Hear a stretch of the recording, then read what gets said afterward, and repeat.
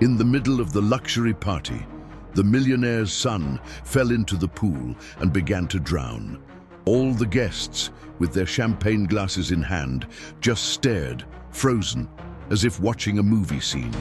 No one moved, until the simple cleaning lady, who was cleaning the edge of the pool, saw everything.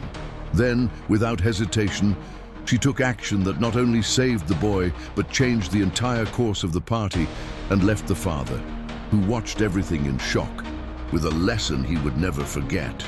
The clinking of crystal flutes and hollow chatter filled the air of Arthur's estate, a home belonging to a man whose fortune was as vast as his loneliness. His company's annual gala was a social obligation, a well-rehearsed play in which he performed the role of the magnanimous host, the billionaire everyone wanted to know. His suits were bespoke, his shoes gleaming with the reflection of exorbitant chandeliers, but his eyes rarely strayed from little Leo, his 5-year-old son, playing near the illuminated edge of the swimming pool. Since the loss of his wife 2 years ago, the boy had become his only safe harbor, the single point of light in a world of ruthless business and calculated smiles. Leo was the only inheritance that truly mattered, the most valuable asset in a portfolio that included skyscrapers and stock holdings across the globe. A nanny, recommended as the city's best and paid an astronomical salary, watched over the child, but Arthur's heart never rested. He had more money than he could spend in 10 lifetimes, but he would have traded every cent, every Bitcoin stashed in cold storage, for a single second of genuine peace. He circulated among the guests, men and women discussing capital markets, the latest crypto dip, or the yields of their hedge funds, but their minds seemed as distant as the stars. Arthur nodded. He smiled. But his internal radar was locked onto the sound of Leo's laughter. The boy, with his blonde hair and curious eyes, was chasing a moth, his pure joy a stark contrast to the party's artificial atmosphere. The nanny followed him, but for one fatal instant, her gaze was drawn to the glowing screen of her cell phone. A second of distraction was all it took. The moment that shattered the night was a blur of panic and horror. A small, bare foot slipping on the slick, wet stone.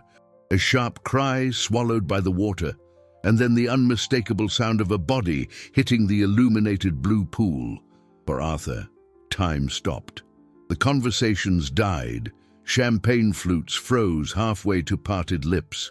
Every guest at the lavish party, the city's elite in their impeccable attire, just stared, paralyzed by shock, like statues in some macabre garden. The nanny screamed, a sharp, useless sound that only amplified the terror. Arthur himself, standing only a few yards away, felt his legs turn to lead, his feet rooted to the marble floor by a dread that stole his breath and movement. All his wealth, all his power was useless in that instant. He was just a father, frozen, watching his world sink. It was then that from the service area, emerging from a side door nearly invisible to the guests, a figure came sprinting. It was one of the housekeepers, a woman whose face he had never truly noticed. Without a single moment's hesitation, ignoring her simple uniform and worn-out shoes, she dove into the pool. The sound of her body hitting the water was like a thunderclap that broke the horrifying spell, an act of courage so pure and unexpected it left the man, paralyzed in his own luxury, in complete and utter shock. The woman, whose name Arthur didn't even know, moved through the water with a calm competence that shamed everyone present.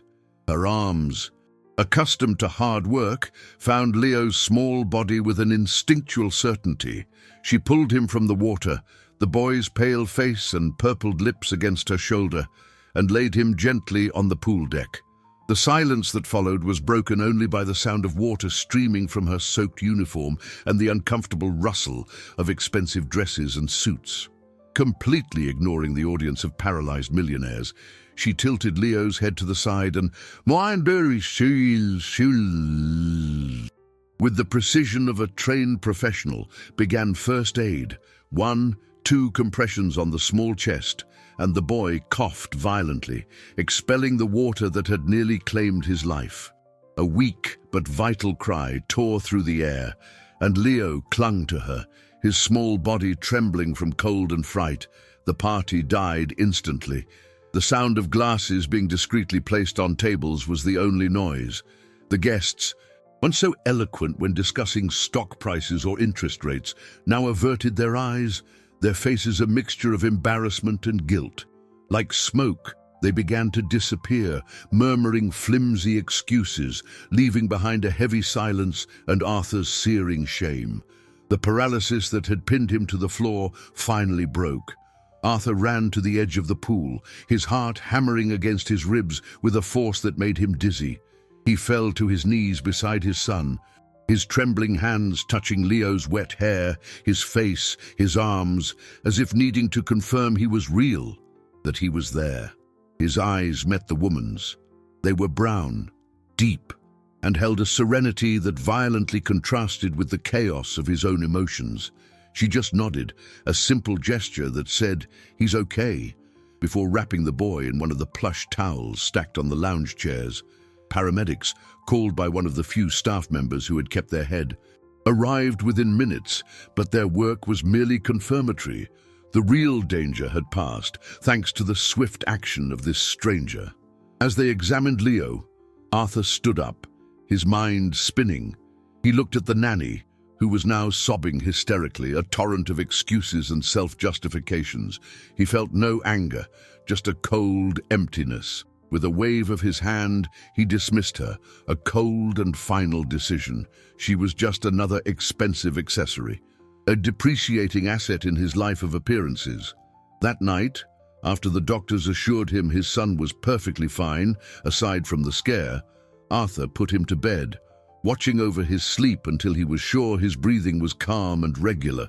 The image of the woman's courage and his friend's cowardice played on a loop in his mind, his immense wealth, his countless assets. None of it mattered.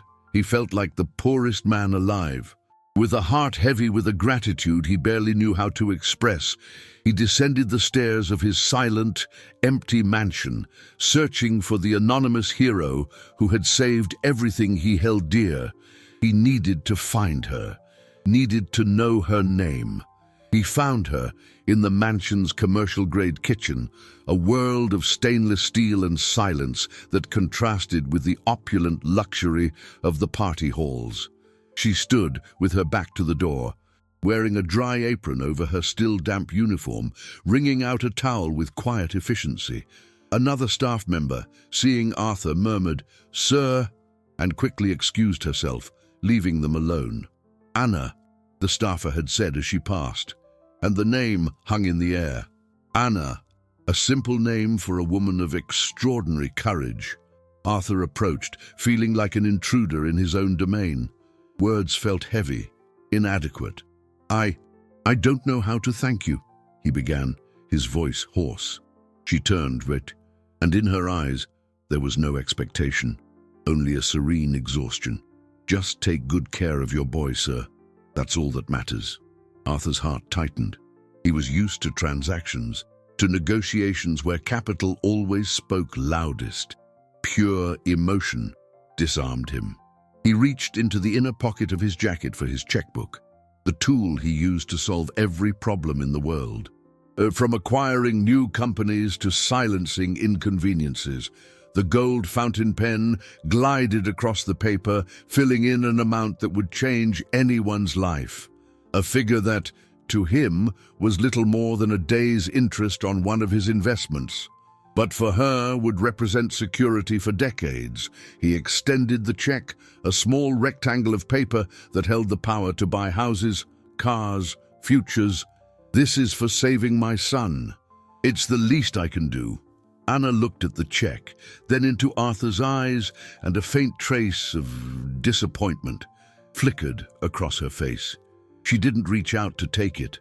With an unshakable dignity that left him speechless, she shook her head gently. "I can't accept this, sir." Arthur blinked, confused. "What do you mean you can't? Please, I insist. Consider it a bonus, a gratuity, An investment in your future, he was stammering, perplexed for the first time in years by someone refusing his money. Her refusal was the first crack in his armor of power and wealth. "I didn't do it for money, sir," she said, her voice calm but firm. "I did it because it was the right thing to do." The simplicity of those words hit him like a physical blow. He looked at the check in his hand, at the signature that commanded a business empire, and felt like a fool. That piece of paper, the symbol of his vast fortune, was utterly useless in this moment. "But your life," he tried to argue, his mind searching for a logic that fit his world. "This could—" She cut him off, not with rudeness, but with a sharp clarity. "Your son's life has no price, and my peace of mind, sir, isn't for sale." She turned away, as if to resume her task, as if she had just refused a cup of coffee and not a fortune. Arthur stood there, the check still extended into the air, the sound of his own words echoing in his empty mind. For the first time, he understood that there was a kind of wealth his money couldn't buy, a kind of strength his power couldn't command, and he realized, with a chilling clarity, that the woman who had just taught him a lesson in integrity was the same one who scrubbed his floors. The next morning dawned pale and silent, stripped of the previous night's false opulence. Arthur had spent the night in an armchair beside Leo's bed, refusing to leave him alone. Each of the boy's breaths was a sound more valuable than the clinking of gold coins. When Leo woke up, smiling and asking for pancakes as if nothing had happened, Arthur felt a relief so profound it almost brought him to tears. He hugged him with a force that surprised himself, inhaling the childlike scent of his hair, feeling the warmth of his small body. This was his true net worth, his only treasure. While the private chef prepared breakfast, Arthur made a call to his head of personal security. The order was short and ruthless, a complete background check on the fired nanny. He wanted to know everything, every previous job, every reference, every certification. In the business world, he was famous for his due diligence. He would never make an investment without analyzing every asset and liability.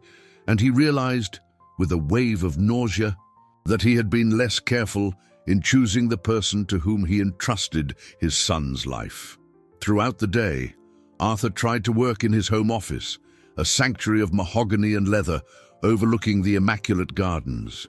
But the numbers on the screens, the stock tickers and profit reports, seemed meaningless. Letters and digits from a foreign language he no longer had any interest in speaking. His mind kept returning to the pool, to the frozen faces of his friends and associates.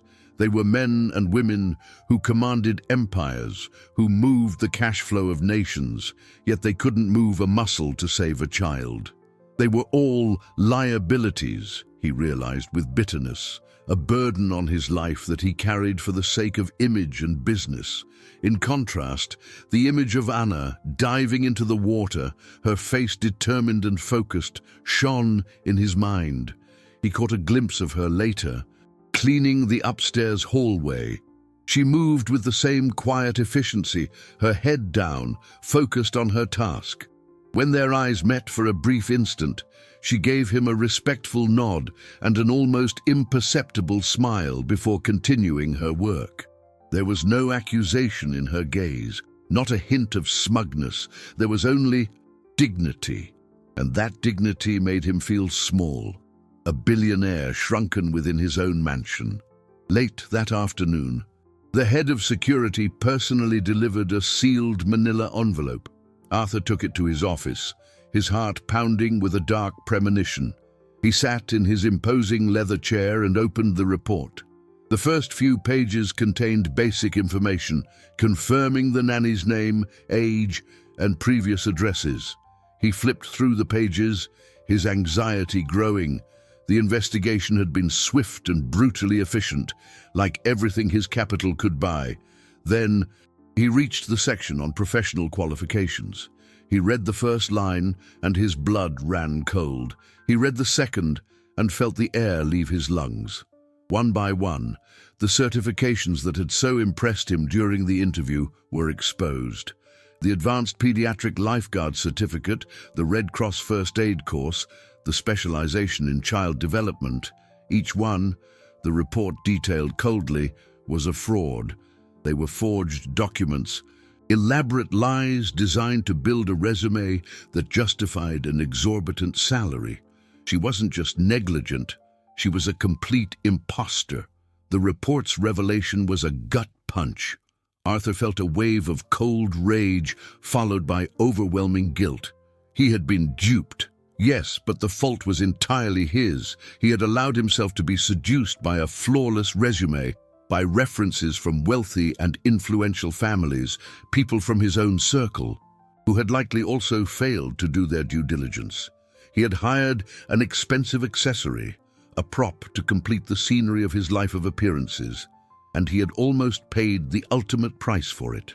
The phone on his desk rang, a jarring sound that pulled him from his stupor. It was one of his partners, asking about the dividends on a recent stock, talking about the volatility of the crypto market. Arthur heard the voice on the other end, but the words were just a meaningless buzz. He mumbled an excuse and hung up, his hand trembling slightly. The world of business, which had always been his natural habitat, now seemed a distant and alien place. His conscience haunted him. The image of his friends, the pillars of society, paralyzed around the pool, was an open wound in his memory, and the courage of Anna, the employee he barely knew, was the salt in that wound. In the days that followed, Arthur changed his routine. He cancelled meetings, postponed conferences, and ignored the insistent calls from his brokers. Instead, he started taking Leo to the park, building block castles on the living room floor and reading him stories before bed. They were simple things, moments his money couldn't buy and that his packed schedule had always pushed to the bottom of his priority list. In every one of his son's laughs, he found a greater profit than any stock market trade. In every hug, he felt a security that no amount of gold in a vault could provide. During these days, he watched Anna from a distance. She continued her work, efficient and discreet, almost invisible. But now, to Arthur, she was the most visible person in the entire mansion. He noticed the way she arranged Leo's toys with a care that went beyond professional obligation. He saw the softness in her face when the boy ran past her in the hall. There was an aura of competence and kindness about her that deeply intrigued him. He felt a growing need to speak with her again, not to offer money, but to understand where her strength came from, what moved her. He wanted to know the story of the woman who had taught him, without saying a word, the true meaning of the word value. The opportunity arose a few days later. On a rainy afternoon, the mansion was quiet. Leo was down for his nap, and the rain tapped softly against the window panes. Arthur went down to the kitchen for a glass of water and found Anna sitting at a small table in the back, taking a break. There was a book open in front of her, a thick text full of complex diagrams. Arthur's curiosity was stronger than his hesitation. "Sorry to interrupt," he said, his voice softer than usual. "What are you reading?" Anna looked up. Surprised, for a moment, she seemed to want to hide the book, as if she were doing something wrong, but then she relaxed and turned the cover toward him. "It's a nursing textbook. I like to stay current." Arthur frowned. "Nursing? You have an interest in the field." A sad, fleeting smile touched her lips. It was a smile that held an ocean of untold stories. "It's not just an interest, sir," she replied, her voice low but clear. "Back home, I was a nurse." Anna's confession hung in the kitchen air, as heavy as the rain falling outside. Arthur felt as if a piece of a puzzle he didn't even know he was assembling had just clicked into place. Her calm in the pool, the precision of her movements, the competence with which she performed first aid on Leo, none of it had been a fluke. It was the result of training, of knowledge, of a profession she had been forced to abandon. "You were a nurse," he repeated, The question sounding hollow to his own ears. He sat down in the chair across from her, an impulsive gesture, breaking the invisible barrier between employer and employee. He was no longer the billionaire in his luxury habitat. He was just a curious man, faced with a woman who was revealing herself to be far more complex than he had ever imagined. Anna hesitated for a moment, her eyes gauging his, perhaps searching for a trace of condescension or pity. But she found only genuine interest. She sighed, a soft sound that seemed to carry the weight of years of frustration. "Yes," she began, her voice gaining a little more strength. "I worked for almost 10 years in a hospital in my city. I was the head of the pediatric ward." The image was so powerful that Arthur could almost picture it. Anna, not in a cleaning uniform, but in white scrubs, moving with authority and compassion through hospital corridors, caring for sick children. "My husband and I, we had a good life. We didn't have a fortune like yours, of course," she said with a small smile, devoid of any envy, "but we had enough. We had our home, our work, our dreams." She explained that they had come to the United States seeking better opportunities for their daughter, so she could have access to an education they never had. They made a huge investment, sold assets, used all their savings. They arrived full of hope, believing their degrees and experience would open doors. The reality, however, was a wall of bureaucracy and indifference. "My degree wasn't valid here," she explained, her tone neutral, but Arthur could feel the pain behind the words. "They told me I would have to go through a long and expensive credentialing process. Exams, courses, fees. It was capital we simply didn't have." My husband, who was an engineer, faced the same problem. They found themselves trapped in a cruel limbo, overqualified for the menial jobs they could get, but without the official recognition to practice their true professions. The dream of a better life had turned into a daily struggle for survival. Her husband found work in construction, and she, the former head of pediatrics, started cleaning houses to help pay the bills and their daughter's school tuition. "I clean your floors, sir," she said, looking directly at him, "and I dream of the day I can go back to taking care of people. It's all I've ever wanted to do." Arthur sat in silence, absorbing the enormity of her story. The injustice of the situation struck him deeply. He, who had built an empire on correctly assessing the value of things, had failed to recognize the most valuable asset within his own home. The woman he paid to be invisible possessed a wealth of knowledge and experience that far surpassed that of anyone in his superficial social circle, and he realized that the debt he owed her was much greater than he had ever imagined. Anna's revelation wasn't just a surprise, it was an earthquake that shook the foundations of Arthur's world. He spent the rest of that day and the following night in a state of deep reflection. Her words echoed in his mind, overpowering the financial jargon and business strategies that had dominated his thoughts for so long. He looked at his sleeping son and saw not just Leo's face, but the faces of all the children Anna could have helped, could have saved, if the system hadn't stolen her opportunity. The irony was crushing. He lived in a world where value was measured in dollars, in euros, in stock prices that rose and fell on a screen. He prided himself on his ability to spot a good investment, to see potential where others saw none, and yet the most qualified, competent, and high-character person he had ever met was dusting his furniture for minimum wage.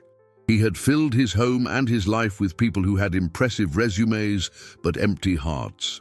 The fraudulent nanny had been the ultimate example of this, a product of his own superficiality. An idea began to form in his mind. An idea so radical and contrary to everything he had ever believed that it frightened him. It wasn't about money, not in the traditional sense. It was about a different kind of investment, an investment in humanity, in justice, in repaying a debt that couldn't be settled with a check. He remembered her refusal, the dignity with which she said, "Your son's life has no price," and he finally understood. To offer her money again would be an insult, an attempt to simplify something that was profound and complex. He needed to offer her something that money could facilitate, but that money itself was not.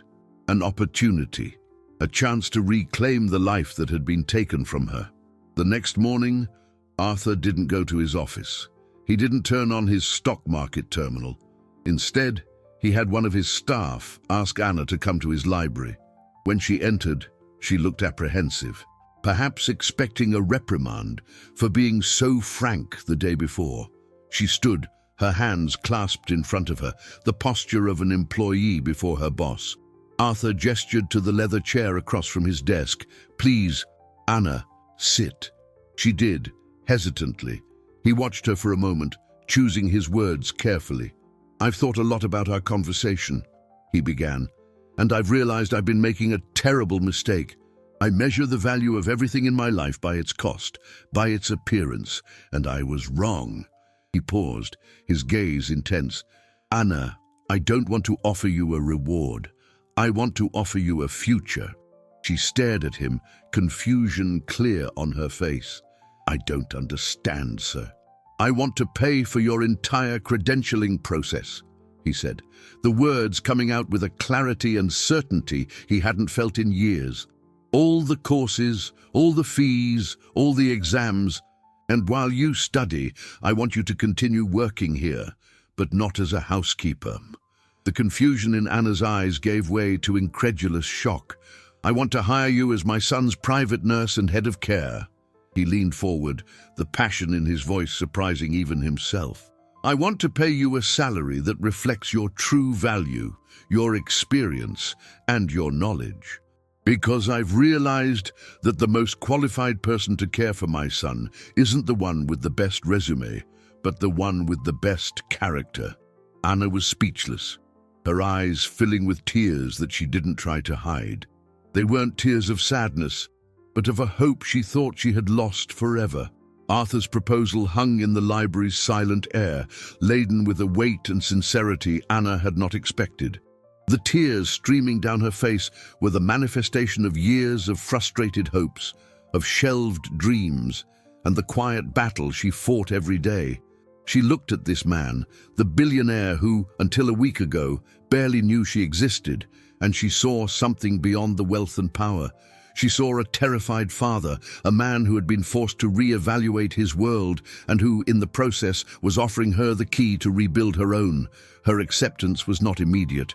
It came as a slow, almost reverent nod, followed by a whispered, "Thank you," a word too small for the immensity of what she felt.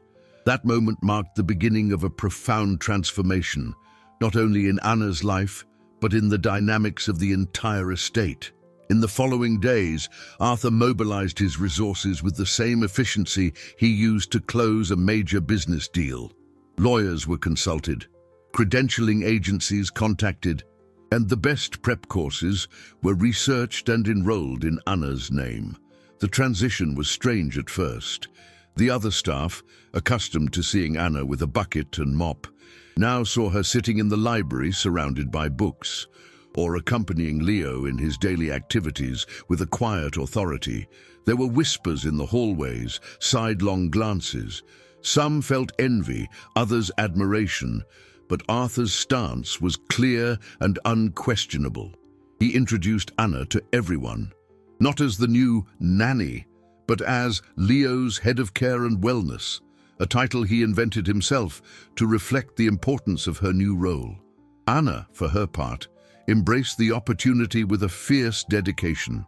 She spent her nights studying, reacquainting herself with medical terminologies and procedures her brain had stored, but life had prevented her from using.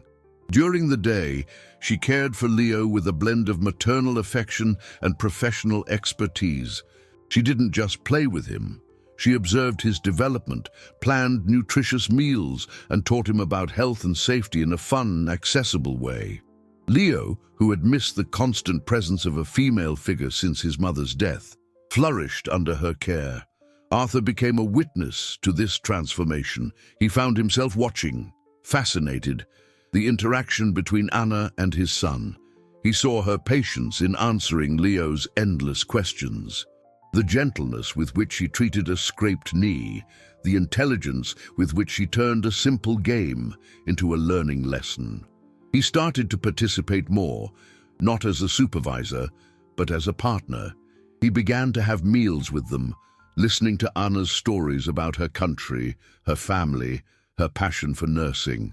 The conversations that once revolved around cash flow and asset performance were now about Leo's small milestones, the challenges Anna faced in her studies, and the simple joys of everyday life.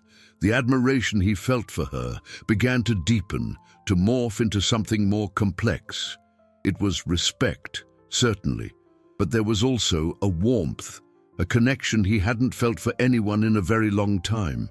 He wasn't just witnessing the rebuilding of Anna's life, he was, without realizing it, beginning to rebuild his own. The change in the mansion's atmosphere was palpable. The formal rigidity that had always characterized it gave way to a warmth and liveliness that hadn't existed before. Laughter, once rare and restrained, now echoed through the halls. It was Leo's laughter, more frequent and carefree, and occasionally Arthur's, a sound even he was surprised to hear. He began to delegate more responsibility in his businesses, discovering that the empire he built wouldn't crumble if he wasn't at the helm 24 hours a day. The time he gained, he reinvested in his life, in his son. Afternoons at the park and bedtime stories became a sacred part of his routine. During these hours, Anna was present, not as an employee, but as a companion, an ally in the task of raising Leo. They formed an unlikely team, the billionaire learning to be a father and the nurse reclaiming her professional identity. The conversations between Arthur and Anna grew longer and deeper. Sitting on the veranda while Leo played in the garden, they shared stories. Arthur, for the first time, spoke about his late wife, about the pain and emptiness her loss had left, and how he had thrown himself into work as a way to numb the grief. He confessed his fear of failing as a father, his insecurity hidden beneath layers of success and wealth. "I had everything," he said one afternoon, his gaze lost on the horizon, "but I didn't know how to be happy. I knew how to accumulate a fortune, but I didn't know how to build a home." Anna listened with a quiet empathy, without judgment or easy advice. She, in turn, shared with him her homesickness, the difficulties of adapting to a new culture, and the pain of seeing her skills go to waste. She spoke of her daughter, a brilliant teenager excelling in school, and the pride she felt for her. Through these conversations, Arthur's admiration transformed into profound respect. He saw in Anna a strength and resilience that stood in stark contrast to the emotional fragility of the people in his social circle. They, who shattered at the slightest dip in the stock market, were nothing compared to this woman who had lost almost everything yet still maintained her dignity and hope. One day, while helping Anna review for one of her board exams, Arthur found himself completely absorbed in her explanation of pediatric physiology. She spoke with a passion and a command of the subject that was mesmerizing. In that moment, he didn't see the employee he had hired, but a brilliant professional in her element. A wave of feeling washed over him, something that went beyond gratitude and respect.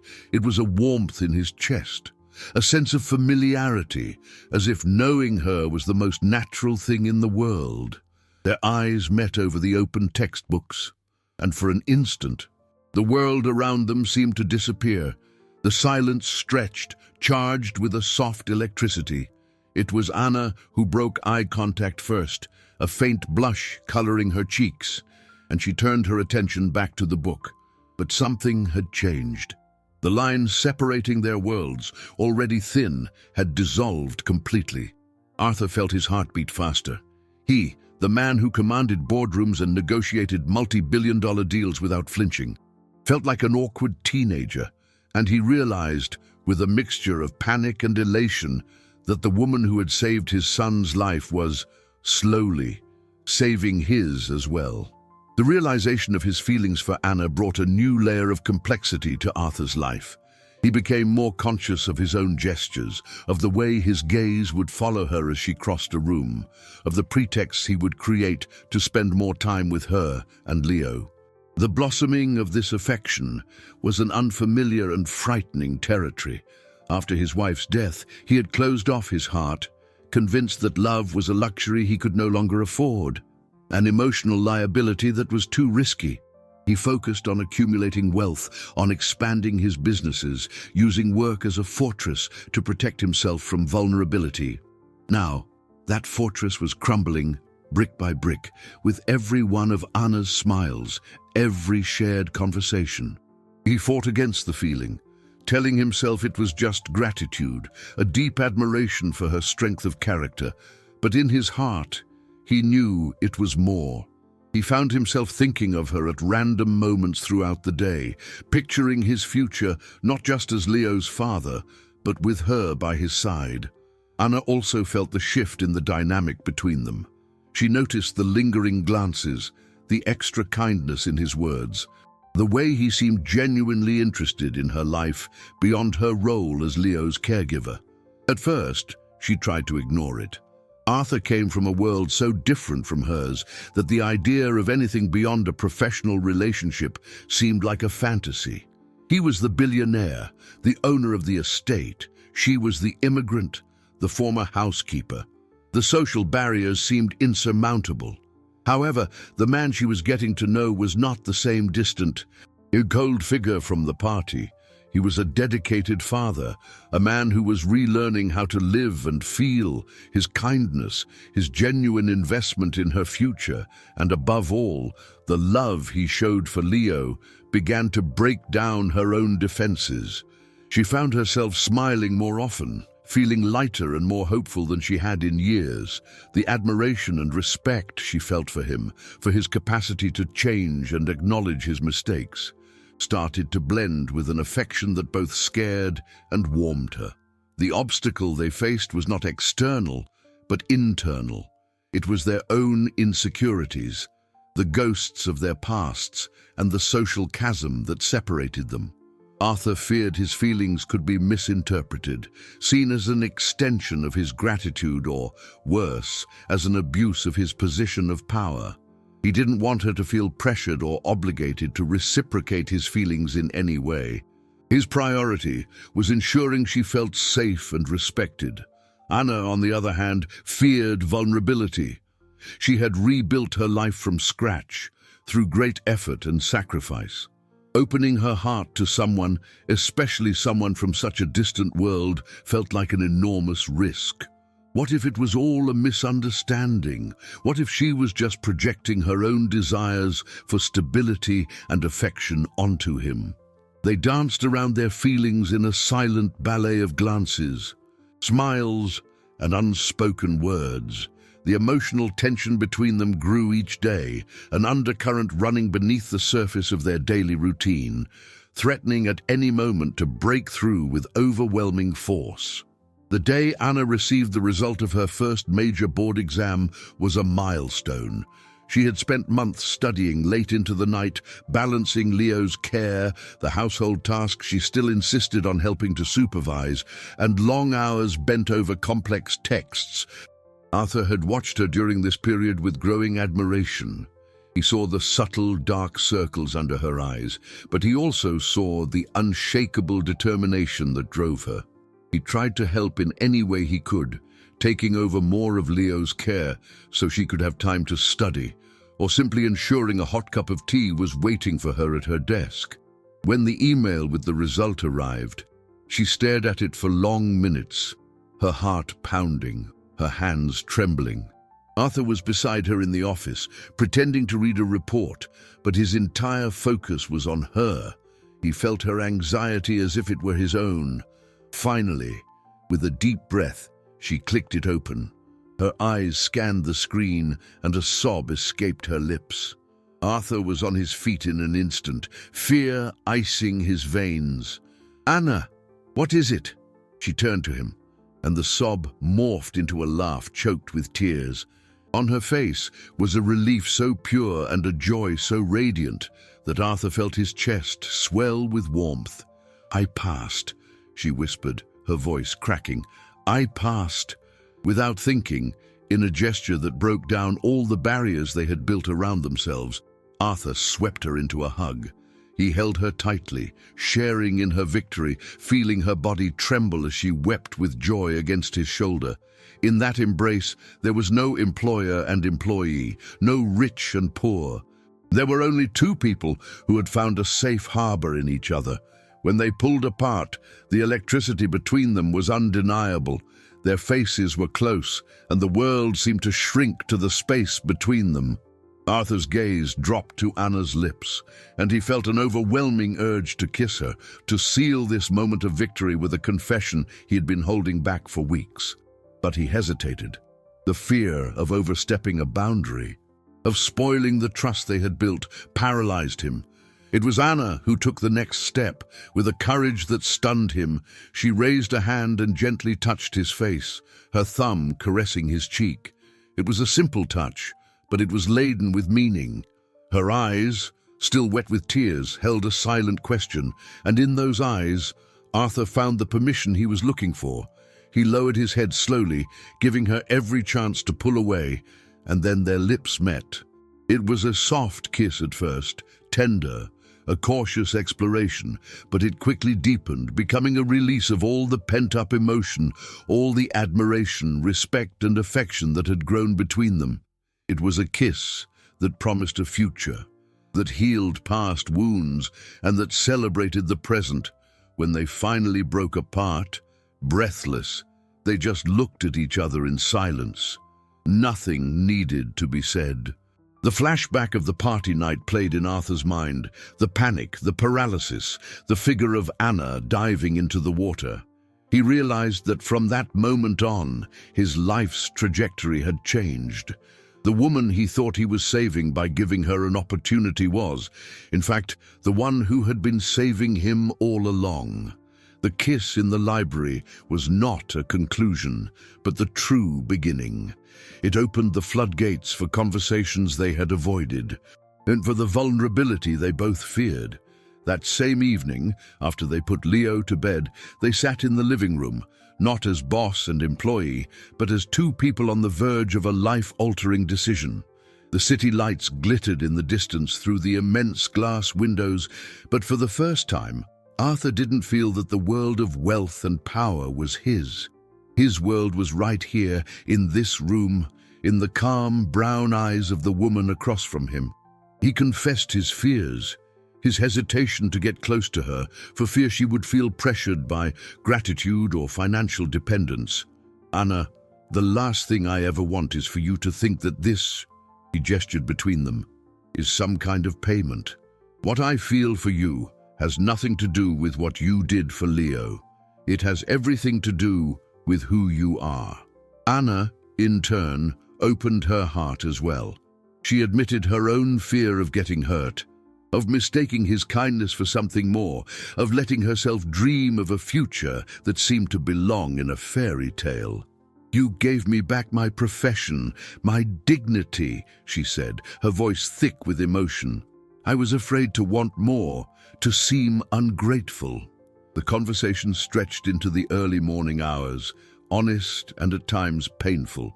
They laid all their cards on the table, all their fears and hopes, the difference in their net worth, the baggage from their pasts, the expectations of the outside world. Everything was discussed with a frankness that strengthened the bond between them. The climax of that night was not a grand dramatic event, but a quiet, profound decision.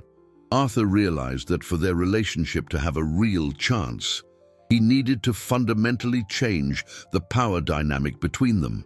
It wasn't enough for his feelings to be genuine. Their situation had to be one of equals. The next morning, he led her to his office. On the desk lay a series of documents prepared by his lawyers.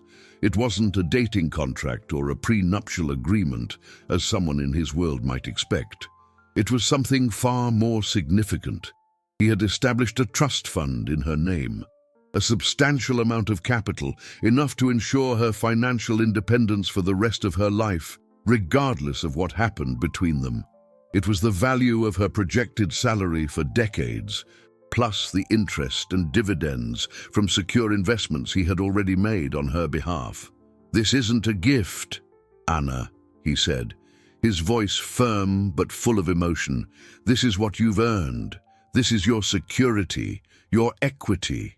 I want you to be with me because you want to be, not because you need to be. I want you to choose this life, this family, free from any obligation."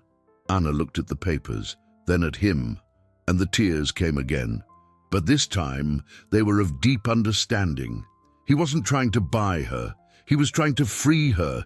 He was relinquishing his greatest power, his money, to prove that his love was the only thing that mattered. In that moment, she knew that the love she felt for him was real, and that their future, however unlikely it seemed, was possible. "I choose you, Arthur," she said, her voice full of certainty. "I choose us." Arthur's decision to secure Anna's financial independence was the final act that cemented the foundation of their relationship. It wasn't about giving her money, but about leveling the playing field, removing the shadow of dependency that could have loomed over them. It was the ultimate proof that he saw her as his equal, a partner in every sense of the word. With this new foundation of trust and security, their love blossomed naturally and genuinely. The following months were ones of quiet, transformative happiness. Anna successfully completed her entire credentialing process, no longer with the anxiety of someone struggling for survival, but with the joy of someone reclaiming a passion. The news of her official certification was celebrated with an intimate dinner for just the three of them, Arthur, Anna, and Leo, who now felt like a real family. Arthur, for his part, continued his own transformation. He shed the superficial social circle he once cultivated. He sold stakes in businesses that didn't align with his new values and began investing his capital in health and education foundations, especially those that helped qualified immigrants get their credentials recognized. He discovered that the most satisfying profit wasn't measured in dollars, but in the positive impact he could have on people's lives. He taught Anna about the world of investing, not as a boss, but as a partner, showing her how to manage her new portfolio, how to make her capital grow through smart applications in stocks and low-risk funds. He wanted her to be not just financially independent, but financially literate. Anna, with her analytical and careful mind, learned quickly, finding a new fascination in the power of making money work for a greater purpose. Their relationship deepened into a mutual respect for their respective areas of expertise. He listened intently when she spoke about Leo's health and well-being. She advised him with her thoughtful human perspective on the decisions for his new philanthropic ventures. The estate, once a cold and silent mausoleum, became a home. Anna's daughter, a smart and articulate young woman, became a frequent visitor, forming an older sister bond with little Leo. The family they built was unconventional, but it was strong, bound by love, respect, and a life-altering experience that had taught them what truly mattered. One day, on a sunny afternoon, as they watched Leo and Anna's daughter playing in the same garden where their lives had forever changed, Arthur took Anna's hand. There were no more barriers between them, no more insecurities. There was only a deep peace and a shared certainty. He didn't need a grand gesture, a diamond ring, or a spectacular setting.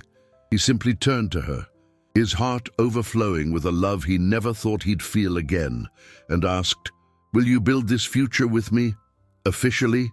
Anna's smile was the most eloquent answer he could have wished for. It was a yes that echoed not just in that moment, but in all the days that had led them there. From the courageous dive into the pool to the quiet decision to choose each other. The main conflicts had been resolved, the superficiality had been washed away, the guilt redeemed. And the future, man, once a blank and frightening canvas, now stretched out before them, bright and full of promise.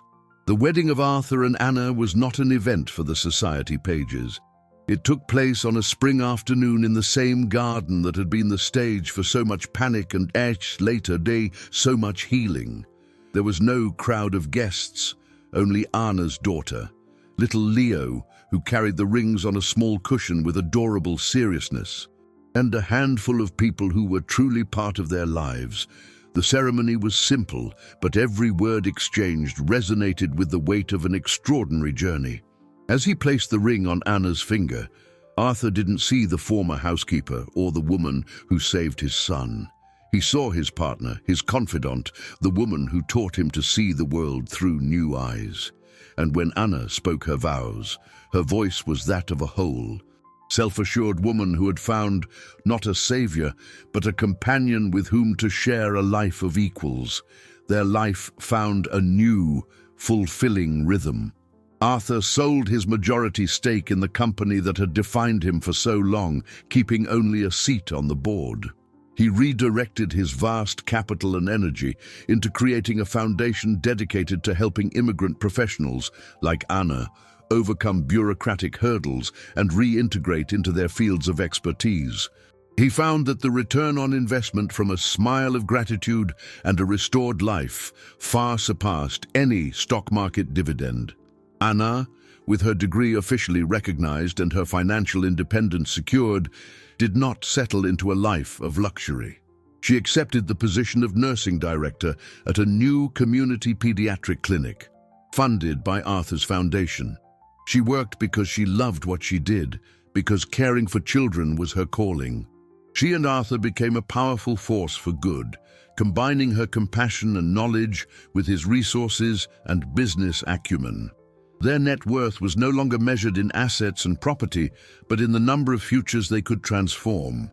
One evening, years later, they sat on the veranda, watching an older Leo and his stepsister teaching each other to dive into the same illuminated pool. Where there was once the memory of terror, there was now only the sound of laughter and the joyful splashing of water. The pool was no longer a monument to fear, but a symbol of rebirth. Arthur took Anna's hand, lacing his fingers through hers. "Do you remember that night?" he asked quietly. "I was the richest man at the party, and also the poorest." Anna leaned in and rested her head on his shoulder. "We were both saved that night," she replied. He knew it was true. The woman who jumped into the pool to save one life had, in fact, saved two,